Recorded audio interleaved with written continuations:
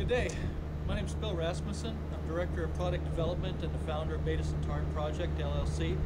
We're a Colorado-based company from the Front Range north of Denver. We extend from Denver, Fort Collins area, all the way down to Las Cruces, New Mexico. You can tell from my garb, I'm not exactly where I would say would be home. Right now I find myself in Kandahar airfield in Afghanistan. I'm with the 806th Engineering Company, route clearance, as a senior medic. Army goes through a lot of effort to protect our soldiers. I'm in what we call full battle rattle right now. Kevlar, flak jacket, I've got gloves, knee pads, all this stuff, protective eyewear. Army's gone through a lot of work to try and protect the soldiers. Still, we have over 5,000 dead and injured soldiers going back to families that are going to miss them very much. That's where my company comes in. We're trying to bridge that gap. The Army's made a good effort to be able to treat them in the hospital. The problem is getting them to the hospital in a survivable state. That's where we come in. Beta Centauri's concept is to what we call 10 ALS patients. That means that we want to be able to provide care for 10 advanced life support patients by one provider. Right now that's impossible. I mean, you go to any ICU, go to any heavy paramedic unit, anything like that, it's a 1-to-1 or 2-on-1 ratio. In a military situation, it won't work. It just doesn't work. There's only one medic per platoon. There's only one medic or per care provider for a group of 20 or 30 or even 50 people. Having 10 casualties is not uncommon. You have a helicopter go down, you're going to have 20 people. You have a truck roll over, you're going to have that many or more, or a bus. It doesn't matter. The object is to get the most advanced care possible down to the medic level. The trauma centers, the caches, the level 3 hospitals that are out here, you can't beat them. You have a 98% chance of survival if you make it to the cache. The problem is you have a 90% chance of survival coming out of the field. The breakdown in care is at the field level. So what we're trying to do is push the technology down.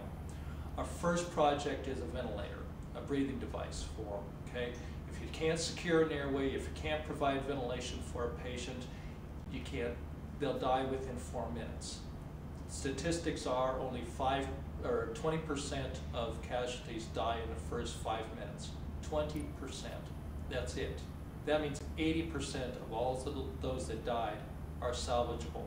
They have the possibility of making it to the cache, surviving their injuries, and going home. That's where we want to push this technology. So our first project is a ventilator. The biggest issue is time. You've got to have it. You've got to have it with you. You've got to have it so you can put it on the patient as soon as possible. Our design for a ventilator is for this big. It sits in somebody's pocket. It can sit in a truck. It can sit there for months and years. It's ready to go when you need it. Okay? That's what the whole concept is. Push the technology down. It's got to be down where it's needed. The weight, we're trying to keep it under 800 grams. That's really easy for somebody to carry in their pocket. You don't want to carry that if you're humping around with an infantry unit, but you can break it up into small parts and have different people carrying different parts of it. You could have it air-dropped. You could have a UAV drop it. You could have all kinds of options. But the technology is there. We can push the technology down. The other option of what we're trying to do is called hypothermia. Hypothermia is the ability to induce put the body into a cold state where it puts it into a stasis. You've heard of it where situations where people have been falling through the ice up in north and they had no heart rate, no breathing, no brain activity for up to an hour, and they warm them back up and they're survivable, they're up and functioning, they're doing good. Hypothermia has been the most important thing in technology for stroke, cardiac incidents, and trauma. We can induce hypothermia in the field. We can do it 15 to 30 minutes before they even get to a cash or a trauma center. The advantage is you prevent the damage from occurring. You prevent the damage that's going to kill them in the future. You prevent the brain trauma, the swelling, and everything else that's going to cause them problems later. That's where the hypothermia comes in. So we're pushing that technology. We're pushing the technology as far down as you can, putting it in the hands of the medics and the corpsmen that are out there in the field that have the ability to save these guys' lives. 80% of all those that have died are salvageable. That's where we want to push this technology. We can't save them all, but we can save a good portion of them. Time is the biggest issue.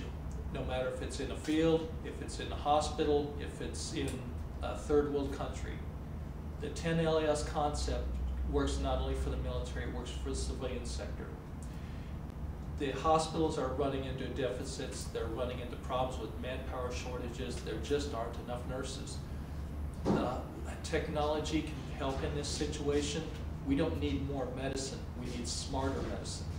We need medicines that are going to allow us to work smarter with less manpower, less invasive procedures. We don't need 100 IV lines on every patient. That just causes more problems. You get nosocomial infections, you have injuries, you have accidents, and you have stupid errors. You make it simple. You make it simple that anybody can work with it. In a third world country, the care provider isn't a nurse. It's not somebody with any medical training. It's somebody that's a family member. You need to push the technology so it's simpler and easier to use for those people to take care of these patients. You let the nurses do what they're best at, taking care of the really critical, the stuff that does require a technical expertise in this. It doesn't take a licensed or credentialed therapist to work with this ventilator. It just has to have somebody that just makes sure it works like it's supposed to. There's no alarms, there's no buttons, there's nothing to adjust. Just make sure it works. It's doing what it's supposed to. We need new drugs. We need new methods of delivering drugs. Starting an IV is fine, it works just great, and it's a source of infection. You have to have somebody monitoring it. The patient moves around a lot, they're going to pull it out. That's one of the problems we're having within all these hospitals. You have so many safety scars that you have to protect what you're doing. The patients are basically tied up in bed. Then you have other problems. When they're all tied down, they can't move, then they get phlebitis, they get pulmonary edema, they get all these other medical conditions from just the fact they're not moving. You gotta get them up, you gotta get them moving. Technology's not working for us, it's working against us. We've gotta make it simpler, we've gotta make it so that people with lesser skills can take care of these. Let me throw an example out for you. If there was a SARS outbreak in some province in China, you maybe have a hospital there. You don't know what the condition of the hospital is going to be when half of the staff is going to be sick. You don't know what the condition of the hospital is, even if they have the ability to take care of these guys. Your primary care providers are going to be family members. How are you going to teach them? How are you going to have them take care of people that are survivable to make it through this disease process?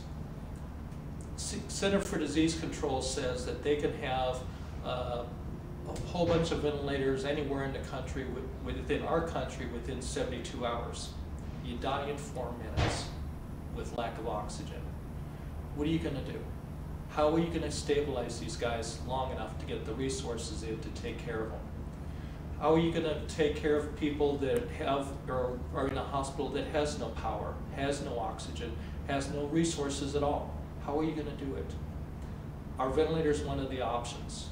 There are lots of others, but it's just only one part of it. You've got to get the technology pushed down. It's not just us. It's not just our company. There's other companies out there. It's going to have to be a concerted effort. 10 ALS patients, it's impossible.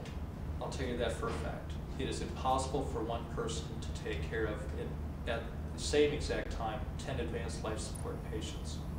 But we can strive for it. Once you get things kind of started, then you can take over. You'll have the resources, but getting them through the first few minutes. The technology isn't there, if the equipment's not there, if the manpower's not there, you're going into a process called triage. You have to decide who lives, who dies. I never did like having to do triage. You're playing God. I never liked that. My opinion is everybody lives. That's where we come in. My name is Bill Rasmussen. I'm a respiratory therapist. I'm with the 806th Engineer Company as a senior medic. My job and my goal is everybody comes home.